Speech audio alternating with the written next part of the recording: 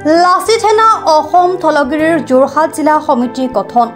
আজি আবেলি যোৰহাট চহৰৰ জিমখানা ক্লাবৰ সমীপত লাচিত সেনা অসম থলগিৰিৰ যোৰহাটৰ জিলা সমিতি গঠন আৰু এখনি সাধাৰণ সভা অনুষ্ঠিত হয়।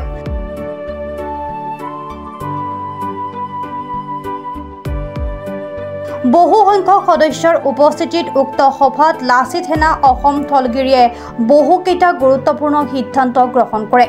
বিশেষকৈ ভূমি সংৰক্ষণ আৰু সুৰক্ষা অসমৰ খিলঞ্জীয়া জনসাধাৰণৰ হাতত থাকিব লাগে। ৰাজনৈতিক সুৰক্ষা আৰু অসমক জনজাতীয় ৰাজ্য হিচাপে ঘোষণা কৰিবলৈ ভাৰত চৰকাৰৰ ওচৰত সজোৰে দাবী উত্থাপন কৰিবলৈ সিদ্ধান্ত গ্ৰহণ কৰে।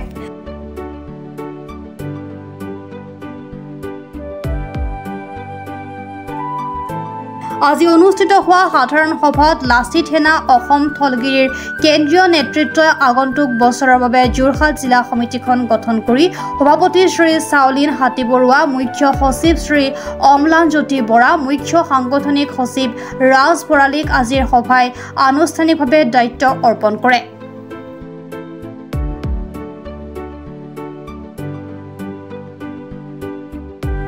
লাচিত সেনা অসম থলগিৰিৰ জন্ম হৈছিল 1921 চনৰ 24 নৱেম্বৰ তাৰিখে কাজিৰঙাত। আৰু সংগঠনটোৰ লক্ষ্য আৰু উদ্দেশ্য হৈছে যে আপোনালোকে ইতিমধ্যে গম পায় যে অসমৰ খিলঞ্জীয়াৰ হাতৰ পৰা ইতিমধ্যে 50% ভূমি বহিৰাগতৰ হাতলৈ, আমাৰ পূৰ্ববংগীয় মুছলমানৰ হাতলৈ বা হিন্দু বাংলাদেশীৰ হাতলৈ সকলোবিলাক মাটিয়ে মানে আমাৰ 50% ওলাই গৈছে। কিন্তু লাচিত সেনা অসম থলগিৰিৰ উদ্দেশ্য হৈছে যে আমাক অসমত ভূমিৰ অধিকাৰটো লাগবই খিলঞ্জীয়াক। আৰু দ্বিতীয় কথা, আমাক ৰাজনৈতিক অধিকাৰ। গতিকে ভূমি অধিকাৰ আৰু ৰাজনৈতিক অধিকাৰ যদি আমাৰ হাতত নাথাকে, অনাগত দিনত 20টা বছৰ পিছত অসমত খিলঞ্জীয়া জাতি জনগোষ্ঠীৰ উপৰিও অসমীয়া বোলা যে কিবা এটা জাতি আছিল সেইটো অস্তিত্ব নোহোৱা হৈ যাব। গতিকে আপোনালোকে ইতিমধ্যে গম পায় যে অসমত 6টা জনগোষ্ঠীয়ে বা 6টা জনগোষ্ঠীয় সংগঠনে তেওঁলোকে জনজাতিকৰণ বিচাৰি আছে 6টা জনগোষ্ঠীক। সেই জনজাতিকৰণ প্ৰক্ৰিয়াটোত যদি ভাৰত চৰকাৰে জনজাতিকৰণ দিয়াটোত আমাৰ লাচিত সেনা অসম থলগিৰিৰ পূৰ্ণ সমৰ্থন আছে আৰু সহযোগিতা আছে। আৰু যিহেতুকে যদি 6টা জনগোষ্ঠীক যদি জনজাতিকৰণ দিয়ে তেতিয়াহ'লে আমাৰ 51% খিলঞ্জীয়া জাতি জনগোষ্ঠীৰ অস্তিত্ব ৰক্ষা হ'ব। আমাৰ হাতত ভূমি অধিকাৰ আহিব, ৰাজনৈতিক অধিকাৰ আহিব, ক্ষমতাৰ অধিকাৰ আহিব। গতিকে আমাৰ গোটেইখিনিয়ে খিলঞ্জীয়াৰ হাতত 51% আহিব। কিন্তু আমি এটা দাবী জনাইছোঁ লাচিত সেনা থলগিৰিৰ পৰা, 6 জনগোষ্ঠীকৰণ দিয়াৰ উপৰিও আমাৰ দাবী হ'ব যাতে ঐতিহাসিকভাৱে এই অসমখন জনজাতীয় মূলৰ আছিল, জনজাতীয় লোকৰ আছিল। গতিকে সেই হিচাপত গোটেই অসমখন যাতে ভাৰত চৰকাৰে যাতে জনজাতীয়কৰণ কৰা বুলি ঘোষণা কৰে। আৰু জনজাতীয়কৰণ কৰা বুলি ঘোষণা কৰিলে যদি জনজাতীয় ৰাজ্য হিচাপে ঘোষণা হ'লে আমাৰ হাতত ৰাজনৈতিক অধিকাৰ, অৰ্থনৈতিক অধিকাৰ বা ভূমিৰ অধিকাৰ সকলোখিনি আহিব। ইনাৰ লাইন পৰ্যন্ত মানে আমাৰ সাংবিধানিকভাৱে আমি পাম। গতিকে সেইকাৰণে আমি ভাৰত চৰকাৰক আমি আহ্বান জনাইছোঁ যাতে জনজাতিকৰণটো আমাৰ অসমকো দিয়ে, জনজাতিকৰণ ৰাজ্য হিচাপে অসমক ঘোষণা কৰে। গতিকে থুলমূল হিচাপে আমাৰ এইখিনিয়ে উদ্দেশ্য। আৰু তাৰোপৰি আমাৰ কিছুমান আছে যি মানে অসমত আপোনালোকে গম পায় ইতিমধ্যে নাগৰিকৰ ভিত্তিবৰ্ষ কিছুমানে 71 চনক সমৰ্থন কৰি আছে। আৰু 71 চনটো হোৱাৰ পিছত কি হৈছে, আমাৰ 71ৰ পৰা 51লৈকে মাজৰ কালছোৱাত কিমান মানে 30-40 লাখ অবৈধ অনুপ্ৰৱেশকাৰীয়ে NRCত তাৰমানে ভাৰতীয় নাগৰিক হৈছে।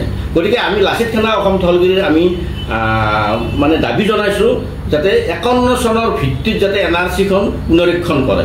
যিহেতুকে মানে আমি অস্তিত্ব অসমীয়া জাতিৰ আমাৰ অস্তিত্বটো বিপন্ন হৈ গৈছে।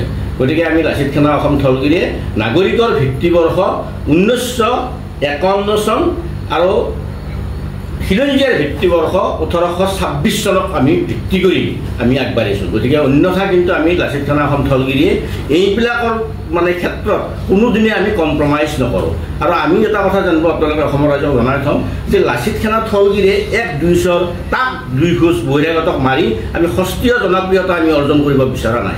আমাৰ মূল এজেণ্ডাকেইটাত বিষয়টো আমি লৈ আমি আগবাঢ়িম। ধন্যবাদ।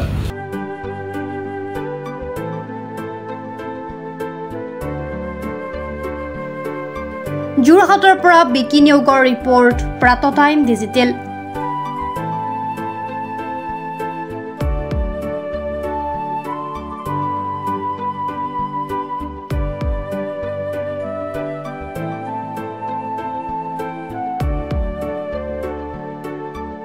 অসমৰ অসমৰ সংবাদ জগতখনৰ বাবে এক সুখবৰ। নৰূপ নহাজাৰে প্ৰায় ৩০ বছৰীয়া অভিজ্ঞতাপুষ্ট সাপ্তাহিক কবচ পুনৰ এবাৰ ৰাজ্যৰ মাজলৈ। স্বত্বাধিকাৰী প্ৰণীতা কলিতাৰ দ্বাৰা প্ৰকাশিত আৰু অমৰজ্যোতি প্ৰিণ্টাৰ্ছ গুৱাহাটী কমাৰ্চ কলেজৰ বিপৰীত ফালে মুদ্ৰিত। আমাৰ ঠিকনা মুখ্য কাৰ্যালয় অসম ফৰেষ্ট স্কুল, হৰিমন্দিৰ পথ, গুৱাহাটী আৰু অস্থায়ী কাৰ্যালয় কলিতা মাৰ্কেট, বিজয়নগৰ, কামৰূপ, অসম।